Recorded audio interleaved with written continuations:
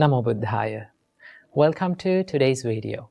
In today's video, we are going to take a look at the concept of karma according to Buddha's teachings. Now, when you hear the word karma, the first question that comes to your mind is, what is karma? What is the meaning of this word? Well, if you take a look at the definition of karma, it gives the meaning of action, right?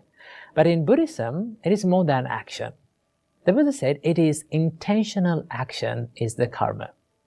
In Nibbedika Sutta, Buddha explains this as Cetanā bhikkhave kammang vadami, cetayitva kammang karoti, kayena vācaya manasa. Monks, I say that intention is the action, or intention is the karma. And intentionally or willingly, one performs actions or karma either physically, mentally, or verbally. That means that intention, Cetanā, or the intention, plays a greater role behind our karma. Now, according to the intentions, the karma can be divided into two types. Buddha said there are Kusala karma and Akusala karma, wholesome actions and unwholesome actions, right? Now, what is wholesome action? They are the actions, they are the things that we do with wholesome intentions, right? Like we do certain things with wholesome intentions like love and kindness, compassion, patience, serenity, right?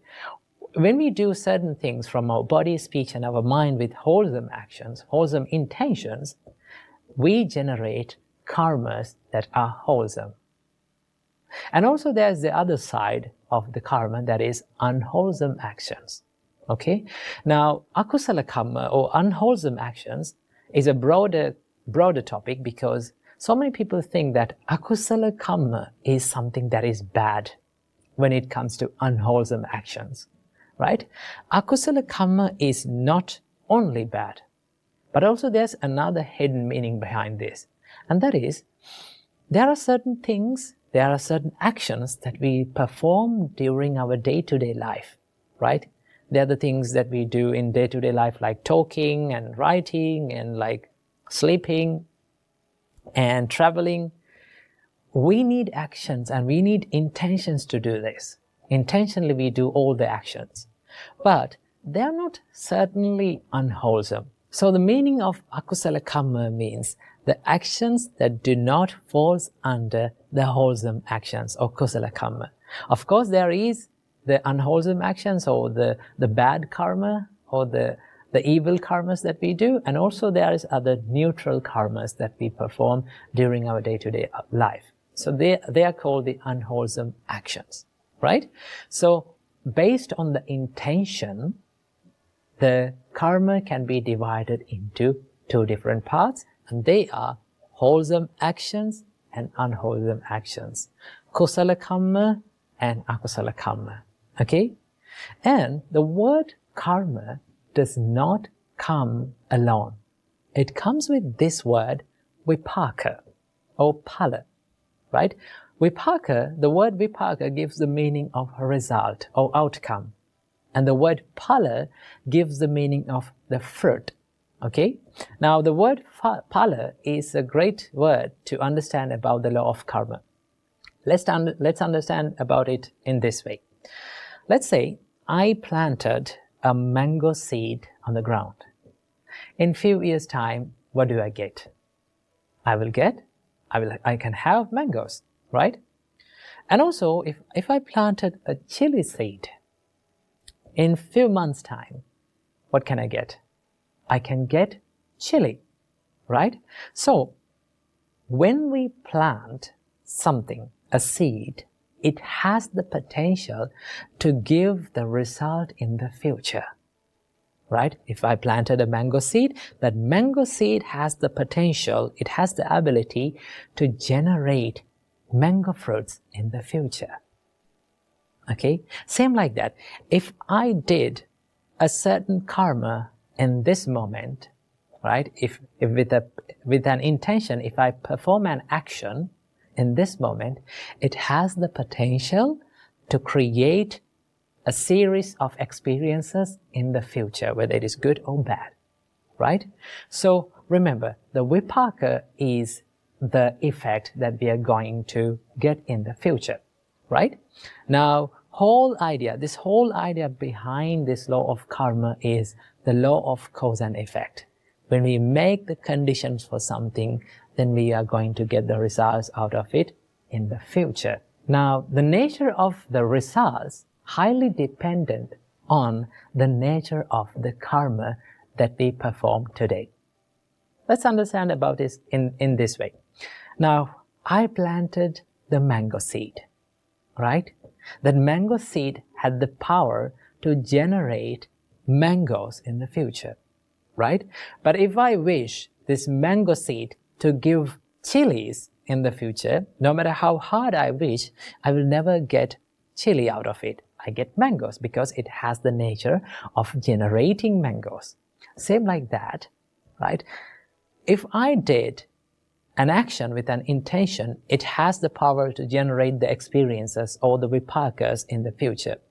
So if the nature of this karma that I am performing today has the intention of wholesome, or if I did with a pure mind, a pure intention, it can generate desirable experiences in the future, desirable results in the future, because that is the nature of this seed of karma.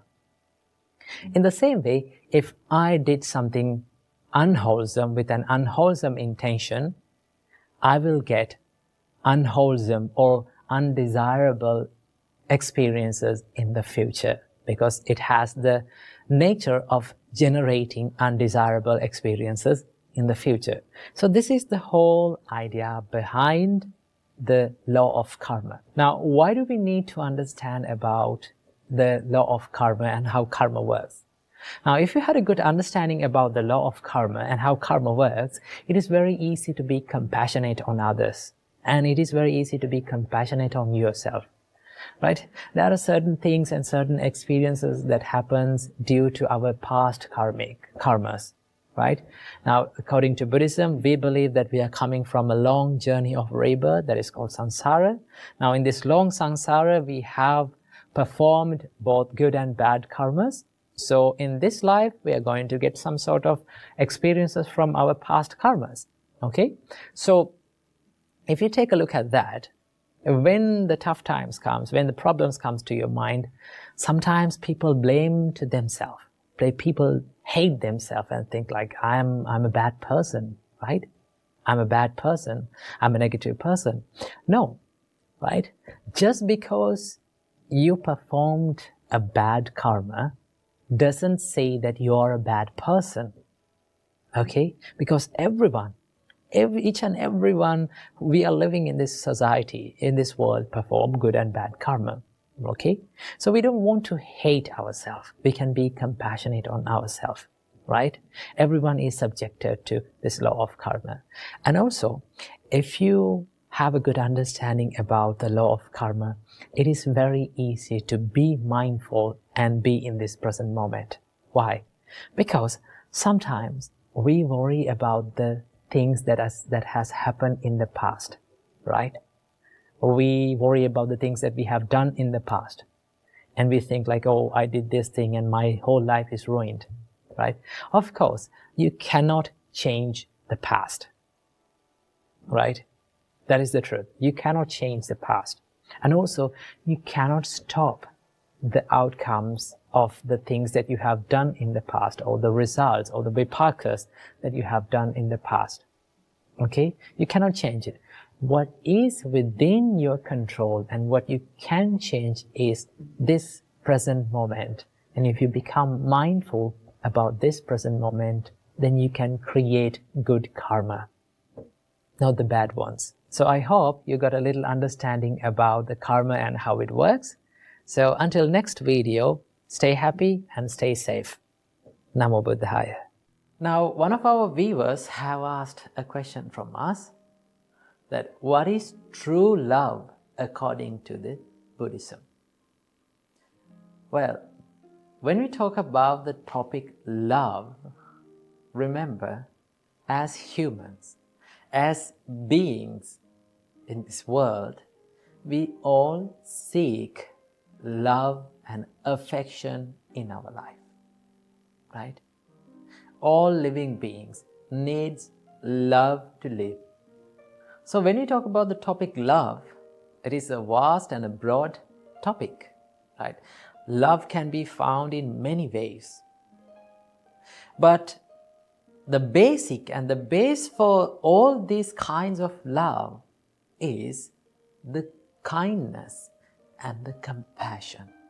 But most oftenly, people may misunderstand the love and the attachment. Right? When we come to the topic of love between the partners, the male and females, boys and girls, many of the boys and girls, they doesn't know what is true love and what is attachment. Now there is a distinct difference between true love and attachment. So what is that difference? Well, when someone loves another person, he will say, I need you to be happy by being with me, right? In the other hand, if someone being attached to some person, he will always say that why are you not making me happy? Right? So there is a big difference between these two expressions.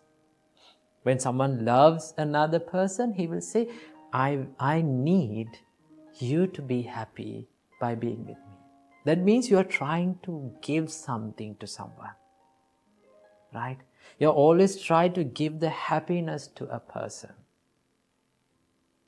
But if you are being attached to someone, right? If you are developing lustful ideas towards someone, your mind will say, why are you not making me happy? You need to make me happy. So that is based on the selfishness, right? The true love is based on unselfishness, right?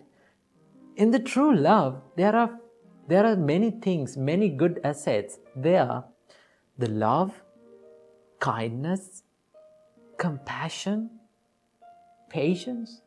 These are the basic qualities that leads to the true love, right? If you are loving someone, you need to be kind to that person.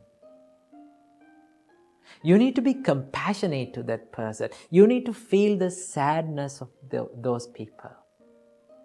Now, when we talk about the topic compassion, compassion means to suffer with other people. That means if you can feel the pain that is hidden inside the people's life, if you can feel and become empathy, you can feel the empathetic feeling about them, then that is called compassion. If you can share the pain that is in another person with you, then that is compassion. So in true love, you need to have that sharing ability. And also, you need to have the kindness. You need to always wish the well-being of that person, right? You need always to wish the good of that person. That is how you love truly. Our great teacher Supreme Buddha gave a wonderful explanation for the love. Supreme Buddha said, Mata yatani yang puttang ayusa eka putta manurakhe. As a mother who loves her only child, you should spread that same love to every person in this world. So when we talk about mother's love, parents, they does not expect anything from us. Instead, they love us. Now, when we were small, right? We were doing so many terrible things to our parents, right? Have you seen that the babies do so many terrible things to their parents, right? They drag from their hair, they pinch them, they cry, they yell, but yet the parents still love their children. So when someone is truly loving someone, it's like they're holding them firmly and they're nurturing them, right? But if you are attached to a person, you always expect the things from others, right? You always expect the things that fulfill your desires, right? When someone is attached and when someone is being lustful for someone, that means he's always expecting to fulfill every fulfillment and desire from that person. You're not trying to give something, always you are trying to get something from that person, right? It's like you're holding on to something tightly, right? Suppose you are drawing a cow or a bull. You are holding that cow or a bull from a rope. So when that animal tries to escape, what you are doing is you are holding it tightly, right? The more you hold it tightly, you are the one who is getting hurt, right? You are the one who is getting hurt. If you can let go, what will happen? You are not getting hurt anymore. So when you are being attached to a person, you will always get hurt. And you will never fulfill your desires, because desires and sensual desires, they never get fulfilled. We cannot make ourselves satisfied from those things. Okay? So that is what you call the attachment. In attachment, you hold on to things tightly. There is a great quote that describes about love. If you like a flower, right? If you like a flower, you will pluck that flower. But if you love a flower, you will water the plant, that flower plant. So if you love someone, what you have to do, you have to say that I need you to be happy with me, right? I always wish the happiness of your life. If that happiness includes me, that is better. But if it is not, in that case also, I need you to be happy. That is how you love truly. And that is the difference between the true love and the attachment, right? In true love, you don't expect anything from the person, but still you try to give the happiness to them. In attachment, you always expect the things from people, and still you will never be satisfied from them. So choose to love the people correctly. If you choose to love people correctly, then you will be a peaceful person throughout your life. Namo Buddhaya, Theruvon Saranam. Namo Buddhaya. Welcome and welcome back to another video. Let me ask you a question. Have you ever lied to someone? Well, I know what you're thinking about. You will say to me, well, what are you talking about? We all have lied, right? That is the nature of all of us. Yes, it is the common human nature for all of us to lie, right? I got this question from one of the parents who was visiting our monastery. She asked from me, like, my daughter has this serious bad habit that she always lies to me, right? No matter what she does, she never tells the truth. What's the reason for this and how can I stop this? Then I asked from her, have you ever punished your child or scolded or yelled at your child just because she did a bad thing, she did a wrong thing, and she told the truth? She told you what she did. Have you ever done that? And she said, yes, I have done it many times, that I have scolded and I have punished my child just because she told the truth. right? And I told to her, this is the biggest reason why children lie. And this is the biggest reason that people lie, most of the time. People lie because they're afraid of the punishments, right? And also, people lie because they are being punished in the past, even though they told the truth, right? So that is why I always advise for parents and people. No matter people, who are the people who you're living with, they will do mistakes, they will do wrong things. That is the human nature, right? But make them understand, no matter what bad thing or what wrong thing you did, tell the truth. If you tell the truth, there will be no punishment, there will be no anger in it. If you tell the truth, there will be love, affection, guidance, and understanding. That is what we need to practice, right? People lie because they're afraid of being punished and being afraid of that hurt and pain.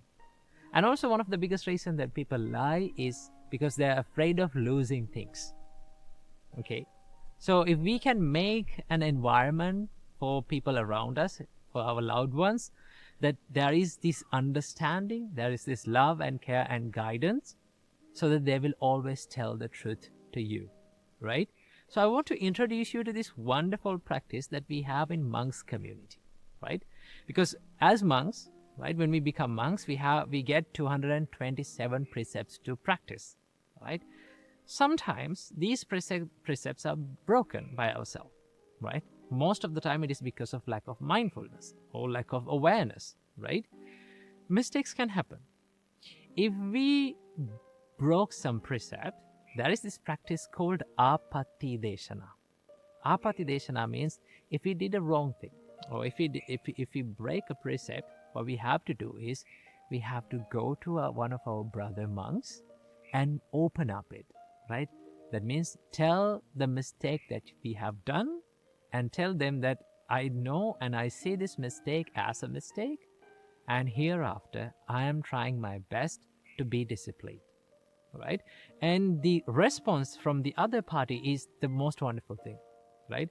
The response always will be that I know and I see this mistake in you as a mistake. I understand that you have done a mistake. So from hereafter, you will be forgiven and you will be guided and you will get the help from the monks community to be disciplined, right? And that is what we all need to have in all of our families and people who we are dealing with, right? We need to have that understanding and guidance and love and care. And then people will always be truthful, right? Because people don't understand what are the bad effects and adverse effects of this lying. Most of the time people say, okay, I can say white lies, right? I can say white lies. It doesn't make any difference. It doesn't make any bad thing, or it doesn't hurt me. Well, white lies do hurt you, right? Although you said it just because it is a small thing and doesn't hurt anyone, that is the start of a mistake.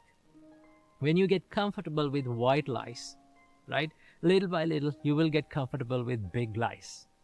So that is why we should not, that is why the Buddha said, when the Buddha defines that you should stay away from lying, when the Buddha said you should stay away from lying, Buddha never referred to any kind of colors of lie, or white lie, or red lie, or any kind of lie.